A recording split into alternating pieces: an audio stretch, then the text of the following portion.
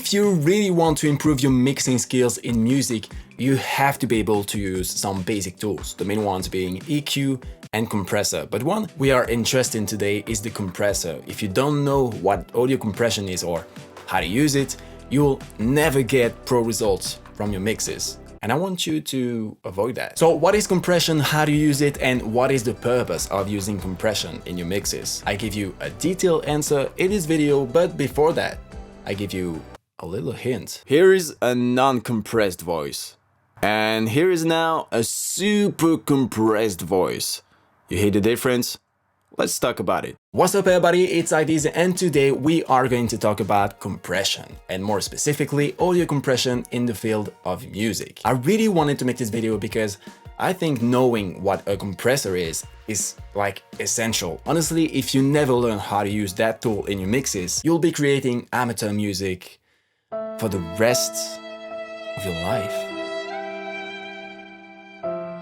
But the problem is that when you make some research about this topic, let's say, what is audio compression, you don't find a lot of good information. For example, if I type this research on YouTube, the first result is gonna be, oh, it's an ad. Second video, another FL Studio guy who's still convinced that mixing on FL is a good thing, which is not. Third video, Waves still pretending to make tutorials just to sell more products. Next video, how to compress audio in Premiere Pro. What? And just for fun, here's the fifth result.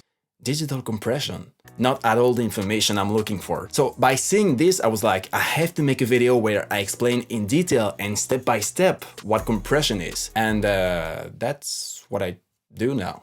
So let's get started. Before we start, make sure you hit the subscribe button and turn on the notification bell to learn more about pop and hip-hop mixing. Okay, so the first thing you have to know is that in any audio recording you make, unless you're recording white noise, there's always some dynamic range. But what is that exactly? In audio, dynamic range is simply the difference between the loudest and quietest levels of a given audio signal. And this kind of level variation can be very annoying both for the engineer who will have to do a lot of volume automation and for the listener who will hear unpleasant level jumps. So we have to find a practical way to remedy these level jumps and make the level unified throughout the song. And that's where compression comes in. Because the compressor will help us to control and lower the loudest levels without changing the softest levels. In other words, this tool reduces the dynamic range, which means less level jumps. Let's take these vocals as an example. Your soul, they run with it before you know. Just keep it on the safe side, don't open up your weak side, protect yourself and be fine. You can clearly see and also hear that the level is not consistent and that there are level variations. For example, between this part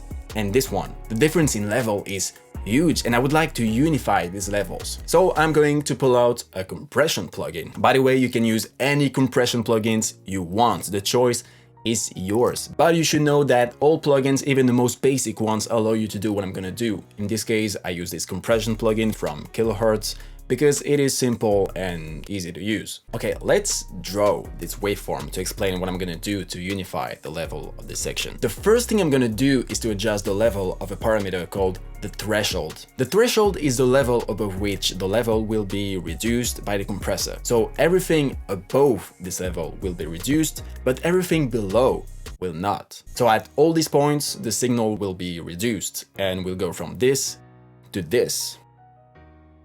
With a compressor, you can also control how much the levels above the threshold are reduced. The parameter that controls this is called the ratio. Without going into too much detail, keep in mind that the higher the ratio, the stronger the reduction. For a basic compression, you rarely go above 8 to 1, but suppose the ratio is infinity to 1, the waveform would look like this.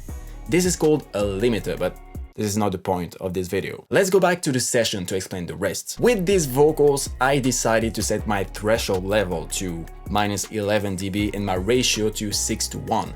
As you can see on the meter here, only the loudest levels are processed by the compressor. Let's compare two waveforms, the first one unprocessed and the second one processed by the compressor. You can see that on the second waveform, the level is much more unified than on the first. But there's a problem. The problem is that as we have reduced the loudest levels, the overall signal is also lowered, which is not what we want. And that's where something called the makeup gain will help us. This parameter will do something very simple, which is to raise the output level to match the input level. Taking the time to do this in music mixing is really important. By adjusting the makeup gain, we now end up with a stronger signal, which is at the same average level as the original signal, but in a more unified way. In terms of audio, we go from this, Your soul, the run with it before you know. Just keep it on the safe side, don't open up your weak side, protect yourself and be fine. to this. Your soul, the run with it before you know. Just keep it on the safe side, don't open up your weak side, protect yourself and be fine. Job done. With compression, we could also process, I don't know, a drum.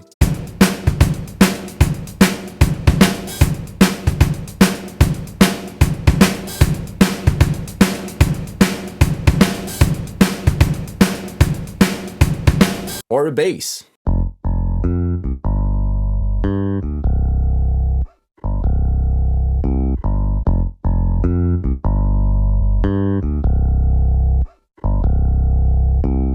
So you can see that compression is very handful when you process a not very consistent source in terms of level. But this is not the only purpose of compression. In music, professional mixing engineers often use compression to give more warmth, more punch, more power, and in other words, more energy to the processed source. And this energy allows the source to cut through the mix, which can be very useful, especially while mixing vocals, for example. So that is it for this video. I really hope you fully understood what was compression, because honestly, again, this is an essential tool of music mixing. If you have any questions or any doubts about this topic, please post them in the comments and I will answer them as quickly as I can. Before you leave, don't forget to subscribe to this channel to get more information about pop and hip-hop mixing. And also, drop your like if you enjoyed watching this video. Thank you for watching, see you next week, bye bye!